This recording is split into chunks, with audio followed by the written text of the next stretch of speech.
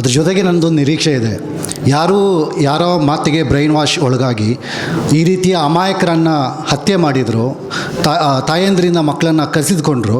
ಕನಿಷ್ಠ ಆ ರೀತಿಯ ಕೊಲೆಗಟ್ಟಕರೇನಿದ್ದಾರೆ, ಆ ಆರೋಪಿಗಳೇನಿದ್ದಾರೆ, ಅವರು ಕನಿಷ್ಠ ಈ ಒಂದು ಪುಸ್ತಕವನ್ನು ಓದಿದರೆ ಅವರ ಮನಸ್ಸಿನಲ್ಲಿ ಒಂದಿಷ್ಟಾದರೂ ಪರಿವರ್ತನೆ ಬಂದರೆ, ಈ ರೀತಿ ಒಬ್ಬ ಅಮಾಯಕ ತಾಯಂದಿರ ಮಕ್ಕಳನ್ನು ನಾನು ಕೊಂದಿದ್ದೀನಲ್ಲ, ಅವರ ರಕ್ತವನ್ನು ಹರಿಸಿದ್ದೀನಲ್ಲ ಅಂತ ಆ ರೀತಿಯ ಕನಿಷ್ಠ ಪಶ್ಚಾತ್ತಾಪ ಬಂದರೆ ಬಹುಶಃ ಈ ಪುಸ್ತಕ ನನ್ನ ಪ್ರಯತ್ನಕ್ಕೆ ಸಾರ್ಥಕ ಆಗುತ್ತೆ ಅಂತ ಹೇಳ್ತಾ, ಈ ಕಾರ್ಯಕ್ರಮಕ್ಕೆ ಮಾಜಿ ಸಭಾಧ್ಯಕ್ಷರು ಕರ್ನಾಟಕ ವಿಧಾನಸಭೆ ರಮೇಶ್ ಕುಮಾರ್ ಸರ್ ಅವರು ಬಹಳ ದೂರದಿಂದ ಬಂದಿದ್ದಾರೆ, ನಮ್ಮ ಕರೆಗೆ ಪ್ರೀತಿಯಿಂದ ಹೋಗೊಟ್ಟು ಬಂದಿದ್ದಾರೆ. ಅವರಿಗೆ ತುಂಬ ಹೃದಯದ ಧನ್ಯವಾದವನ್ನು ಸಲ್ಲಿಸ್ತೇನೆ. ಜೊತೆಗೆ ಕೋಮುವಾದದ ಹೋರಾಟದಲ್ಲಿ ಬಹಳ ಮುಂಚೂಣಿಯಲ್ಲಿದ್ದು ಕೋಮುವಾದದ ವಿರುದ್ಧ ಸತತ ಹೋರಾಟವನ್ನು ಮಾಡಿಕೊಂಡು ಬಂದಂತಹ ಚಿಂತಕರಾದಂತಹ ಪ್ರೊಫೆಸರ್ ಕೆ ಫಣಿರಾಜ್ ಅವರಿದ್ದಾರೆ. ಅವರಿಗೂ ಕೂಡ ನಾನು ಈ ಸಂದರ್ಭದಲ್ಲಿ ಧನ್ಯವಾದವನ್ನು ಸಲ್ಲಿಸ್ತೇನೆ.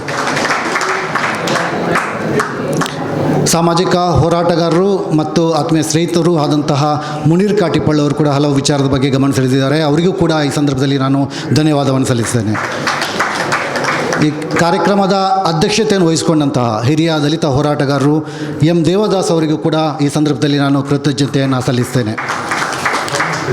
ಜೊತೆಗೆ ಈ ಪುಸ್ತಕವನ್ನು, ಕರಾವಳಿ ರಕ್ತ ಕಣ್ಣೀರು ಪುಸ್ತಕವನ್ನು ಪ್ರಕಟ ಮಾಡಿದಂತಹ ಕವಿ, ಲೇಖಕಿ ಹಾಗೂ ಪ್ರಕಾಶಕಿರಾದಂತಹ ಅಕ್ಷತಾ ಹುಂಚದಕಟ್ಟೆಯವರಿಗೂ ಕೂಡ ಈ ಸಂದರ್ಭದಲ್ಲಿ ನಾನು ಧನ್ಯವಾದವನ್ನು ಹೇಳ್ತಾ ಇದ್ದೀನಿ. ಜೊತೆಗೆ ಈ ಕಾರ್ಯಕ್ರಮದ ನಿರೂಪಣೆಯನ್ನು ಮಾಡಿದಂತಹ ಚರಣ್ ಅವರಿಗೂ ಕೂಡ ಧನ್ಯವಾದವನ್ನು ಹೇಳ್ತಾ ಇದ್ದೀನಿ. ಇಲ್ಲಿ ಹಲವಾರು ನಮ್ಮ ಸ್ನೇಹಿತರು, ಹಿರಿಯರು, ಹೋರಾಟಗಾರರು, ಪತ್ರಕರ್ತರು ಮಿತ್ರರಿದ್ದಾರೆ. ಅವರೆಲ್ಲರಿಗೂ ಕೂಡ ಈ ಸಂದರ್ಭದಲ್ಲಿ ಧನ್ಯವಾದವನ್ನು ಹೇಳ್ತಾ ಇದ್ದೀನಿ. ನನ್ನ ತಂದೆ ತಾಯಿಯಂದರು ಬಂದಿದ್ದಾರೆ, ನನ್ನ ಕುಟುಂಬದ ಎಲ್ಲ ಸದಸ್ಯರು ಬಂದಿದ್ದಾರೆ, ಅತ್ತೆ ಬಂದಿದ್ದಾರೆ. ಎಲ್ಲ ಸಂದರ್ಭದಲ್ಲಿ ನನಗೆ ಅವರು ಸಹಕಾರವನ್ನು ಕೊಟ್ಟಿದ್ದಾರೆ. ನನ್ನ ಪ್ರೀತಿ ತುಂಬ ದೂರದಿಂದ ಅವರೆಲ್ಲ ಇಲ್ಲಿ ಬಂದು ನನ್ನ ಎಲ್ಲ ಸಂದರ್ಭದಲ್ಲೂ ನನ್ನ ಜೊತೆ ಗಟ್ಟಿಯಾಗಿ ನಿಂತು ನನಗೆ ಪ್ರೀತಿಯನ್ನು ಕೊಟ್ಟಿದ್ದಾರೆ. ನನ್ನ ಊರಿನ ಸಮಸ್ತರು ಕೂಡ ಬಂದಿದ್ದಾರೆ, ಹಿರಿಯರು ಕೂಡ ಬಂದಿದ್ದಾರೆ. ಅವರೆಲ್ಲರಿಗೂ ಕೂಡ ಈ ಸಂದರ್ಭದಲ್ಲಿ ಆತ್ಮೀಯವಾದ ಧನ್ಯವಾದವನ್ನು ಸಮರ್ಪಣೆ ಮಾಡ್ತಾ ನನ್ನ ಎರಡು ಮಾತನ್ನು ಮುಗಿಸ್ತಾ ಇದ್ದೀನಿ. ನಮಸ್ಕಾರ.